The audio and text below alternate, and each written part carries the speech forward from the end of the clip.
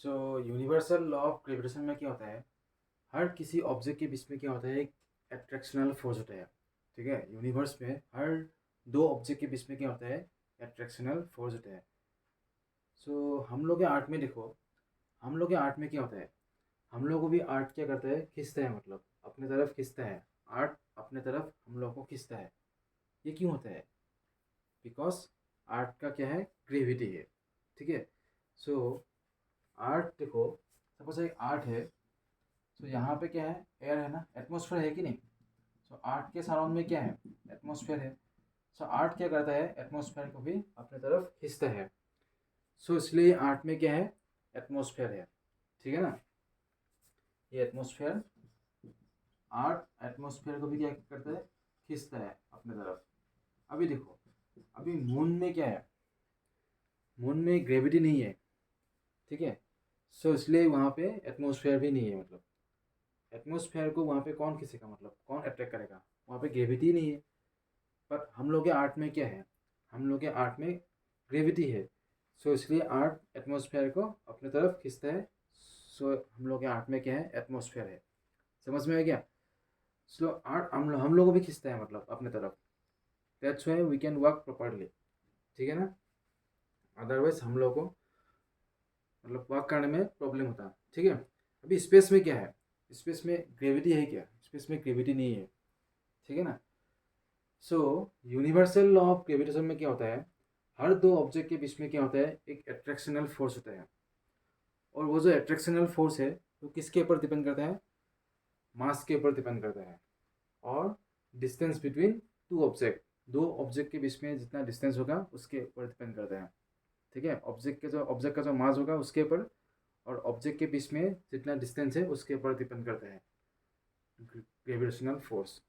सो अभी हम लोग सीखेंगे कैसे निकालते हैं मैथमेटिकल एक्सप्रेशन बिटवीन जो दो ऑब्जेक्ट के बीच में जितना ग्रेविटी है। सो उसका मैथमेटिकल एक्सप्रेशन कैसे निकालते हैं, देखो हम लोग सीखेंगे इस वीडियो में। सपोज एक ऑब्जेक्ट है, मास कितना है उसका, एम ए। और यहाँ पे एक ऑब्जेक्ट है बी, उसका मास कितना है, एम बी। और दोनों के बीच में डिस्टेंस कितना है, डी है। सो इन दोनों के बीच में क्या होगा, ग्रेविटेशनल फोर्स होगा ना। इन दोनों के बीच में क्या है, ग्रेविटेशनल एट्रैक्शनल फोर्स है। ग्रेविटेशनल फोर्स किस टाइप का है, दिस इज एन एट्रैक्शनल फोर्स। ठीक है, अट्रैक्ट करता है मतलब खींचता है, मतलब। सो इन दोनों के बीच में भी क्या होगा, एक एट्रैक्शनल फोर्स होगा। एंड वो फोर्स किसके ऊपर डिपेंड करेगा, इन दोनों के मास के ऊपर डिपेंड करेगा।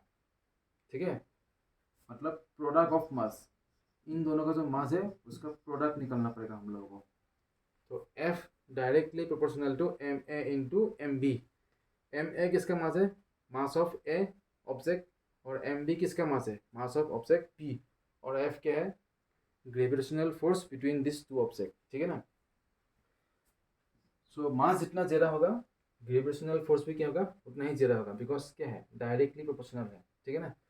और ग्रेविटेशनल फोर्स किसके ऊपर डिपेंड करेगा, इन दोनों के डिस्टेंस के ऊपर, बट इन्वर्सली प्रोपोर्शनल है। सो this is what, this is inversely proportional, inversely proportional of the square of the distance between them. तो इन दोनों के बीच में जितना डिस्टेंस है उसका स्क्वायर निकालना पड़ेगा।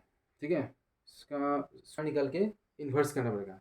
देन क्या मिल जाएगा, एफ मिल जाएगा। ठीक है, F inversely proportional to the square of the distance between the two object. और F is directly proportional to the product of mass of the two object. So इसलिए यहाँ पे लिखा है the gravitational force of attraction between any two particles, मतलब इन दोनों के बीच में जितना फोर्स ऑफ अट्रैक्शन है वो किसके ऊपर डिपेंड करता है, is directly proportional to the product of the masses of the particles. मतलब पार्टिकल्स का जितना मास है उसका प्रोडक्ट निकालना पड़ेगा, मास का प्रोडक्ट। तो मास का जो प्रोडक्ट है उसके ऊपर डिपेंड करता है। और उसके साथ कैसे डिपेंड करता है, डायरेक्टली प्रोपोर्शनल होता है।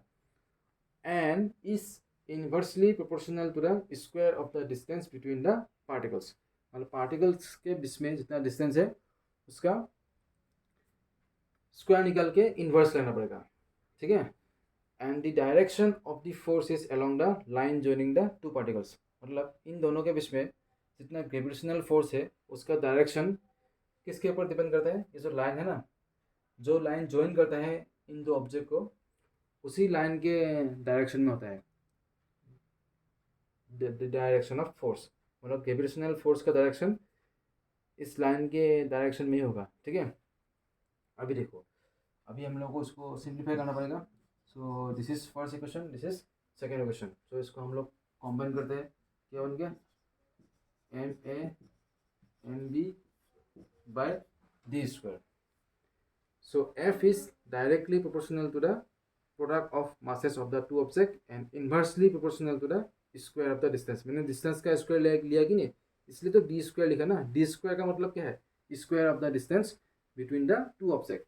देखो, अभी जो प्रोपोर्शनल साइन है इसको रिमूव करने से क्या आएगा? एक यहाँ पे एक कांस्टेंट आएगा, ठीक है। एक कांस्टेंट आ जाएगा यहाँ पे, G M A by M B by D square आ गया ना कांस्टेंट। और उसी कांस्टेंट का नाम क्या है? जी है। और इसका नाम क्या है? Universal gravitational constant. क्या नाम है इसका? Universal gravitational constant. So F equal to G M A into M B by D square. So this is equation 3।